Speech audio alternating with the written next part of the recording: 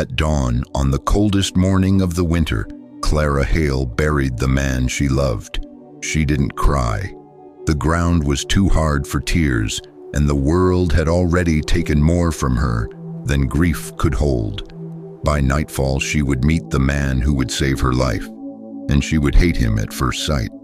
Before we dive in, drop a comment and let us know where you're watching from. We'd love to hear from you. If you enjoy love stories like this, be sure to like the video, subscribe, turn on the notification bell, and share it with someone who'd love it too. Clara had no reason to survive that day. The fever had taken her husband in hours. The storm rolling in would finish what fate had started. But this story only makes sense once you understand what happened before the ground froze and before she knocked on the wrong door. Elias Hale had been her whole world, quiet, steady, the kind of man who could mend a fence post in the middle of a blizzard. But winter fever didn't care about strong men. Clara spent the night by his bedside, listening to his breathing turn shallow, then quiet, then nothing at all. She held his hand until the sun began to rise, before the frost thickened. She dug the best grave the frozen earth allowed. A handful of wild flowers dead from the cold lay on the mound like a last failed hope. When she walked back to their little cabin, there was no reason to open the door. Everything inside reminded her of the man who wasn't coming back.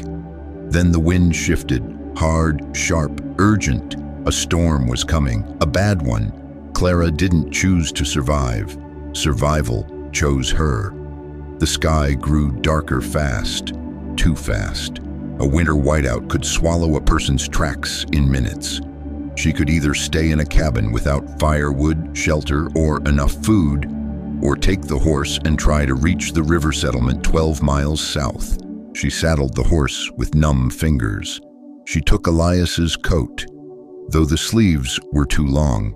She whispered, "I'm sorry," to the empty cabin, as if she were abandoning him instead of death abandoning her. At the end of the trail, she looked back once. Snow had already begun to erase her home from sight. By noon, the storm hit. Snow slapped her face like gravel. The horse stumbled. Visibility shrank to barely an arm's length. Clara forced herself to stay awake, stay alert, stay alive. 3 things she had no real desire to do.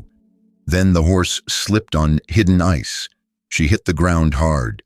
Pain shot through her hip, her shoulder, her spine. The horse bolted, terrified, vanishing into white silence. Alone now, miles from anything, hours from freezing.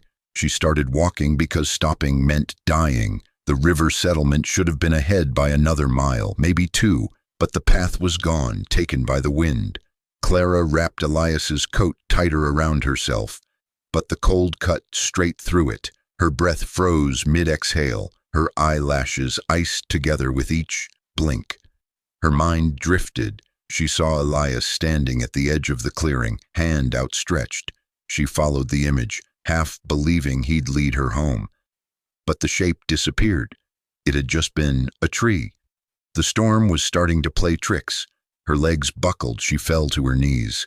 This felt like the end, and for a moment she welcomed it. She curled her fingers into the snow. It didn't even feel cold anymore. That was the danger. Then she saw something. A shadow, a structure, a faint outline through the white. A cabin. Or maybe nothing at all. She forced herself to crawl toward it. Every inch was a fight. The cabin was real. Smoke rose from the chimney, thin but steady. Clara hammered on the door with the last strength she had. It swung open, and a tall man filled the doorway. A man with a hardened jaw and a stare like he'd spent a lifetime expecting the worst. His voice was gravel. "What do you want?" Clara collapsed at his feet. He cursed under his breath, grabbed her by the shoulders, and hauled her inside. The heat hit her like a slap. She gasped. The man tossed a blanket over her and studied her like she might be a problem he wasn't sure he wanted. "My name's Amos Carter," he grunted. "You're lucky I heard you banging." Clara tried to speak. The words stuck. All she managed was, "My husband, he died this morning." Amos stiffened. Something in his face changed. Something raw, something he didn't want seen. He said nothing. He stoked the fire instead. Amos wasn't hospitable. He wasn't gentle. And he definitely wasn't comfortable with a grieving stranger in his house. He spoke little. When he did, it was blunt. "You'll eat, you'll rest.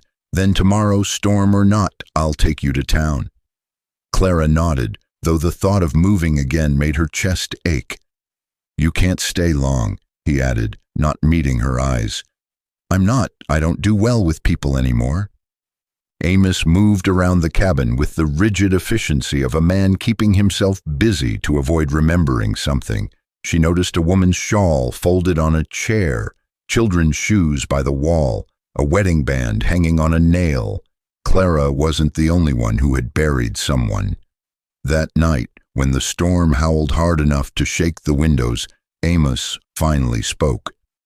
"My wife passed last winter," he said without looking at her. "Snow came early. Supplies ran out. I couldn't get her to help in time." Clara listened, not out of politeness, out of recognition. "We had 3 kids," he added quietly. "My sister took them. She said I was too broken to raise them right." Clara's breath caught. Her grief met his in the dim lantern light. They didn't hold hands. They didn't offer comfort. But something shifted. Survival has a way of tying strangers together. Morning came gray and bitter. The storm hadn't let up. Clara stood at the door, looking out at the white wasteland. Amos joined her. "You won't make it far in that," he said. "We wait another day." It wasn't kindness. It was reality. But Clara felt something she hadn't felt in days. A flicker of safety. She stayed. They made a simple meal, shared quiet space, spoke in fragments about the people they had loved, and in the pauses between the fire's crackles, sorrow softened into something gentler, 2 broken lives warming at the same hearth. Amos handed her Elias's coat after drying it by the fire. "It's good wool," he said. "He must have been a good man." Clara nodded. "He was." Amos hesitated, then, "You deserved more time with him." Clara met his eyes. "Time doesn't ask what we deserve." Amos paused. "No, it doesn't." They sat in silence. The fire popped. Outside, the wind began to quiet. The room felt warm in a way that had nothing to do with the fire.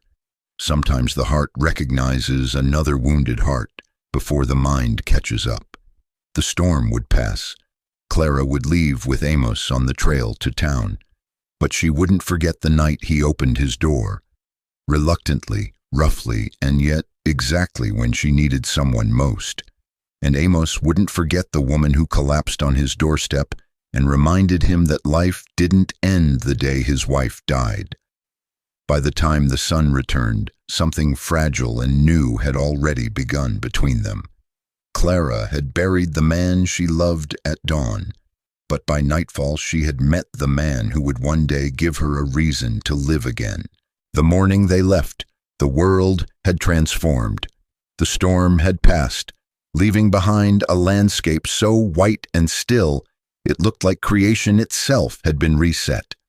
Clara stood in the doorway one last time, breathing in air so cold it burned her lungs clean. Amos brought 2 horses from the small stable behind the cabin. He'd found hers the day before, wandering near the tree line, and had spent the evening calming her, feeding her, preparing her for the journey ahead. Clara watched him work with quiet hands and patient movements, the same hands that had pulled her from death's doorway. "The trail's clear enough now," he said, his voice softer than it had been that first night. "We'll reach town by afternoon if we keep steady." Clara nodded, but her feet didn't move toward the horse. Something held her there, at the threshold between the warmth of the cabin and the vast, cold world beyond. Amos noticed. He always noticed. "You all right?" he asked. Clara looked back into the small cabin, at the fire still glowing, at the chair where they'd sat in shared silence, at the space that had somehow felt less lonely than her own home had in those final days with Elias. "I don't know what I'm going back to," she said quietly. "The cabin's empty. The life I had is gone."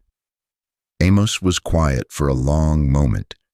Then he stepped closer, close enough that she could see the weight he carried in his eyes, the same weight she carried in hers. "Town has a boarding house," he said, "run by a widow named Margaret Thorne. She's kind. She'll have space for you until you figure out what comes next." He paused, then added something that made Clara's heart catch. "And I'll be checking the trap lines every week, trading at the general store. I'll see you there if you want." It wasn't a promise, it wasn't a proposal, it was simply an opening, a door left unlocked.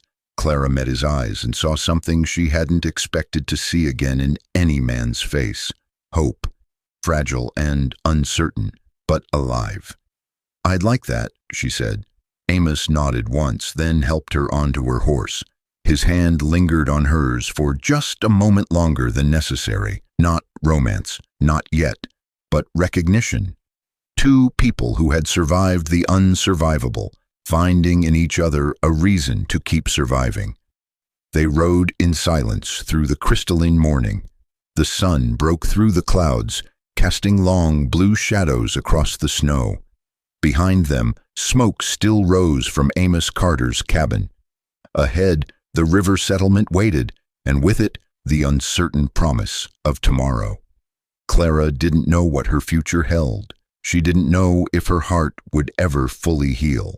But as they rode side by side through the frozen wilderness, she realized something that would have seemed impossible just days before. She wanted to find out. Sometimes grief doesn't end. It simply makes room for something else, something new, something worth the hard work of staying alive. And for the first time since she'd buried Elias at dawn, Clara Hale felt the quiet stirring of that possibility taking root.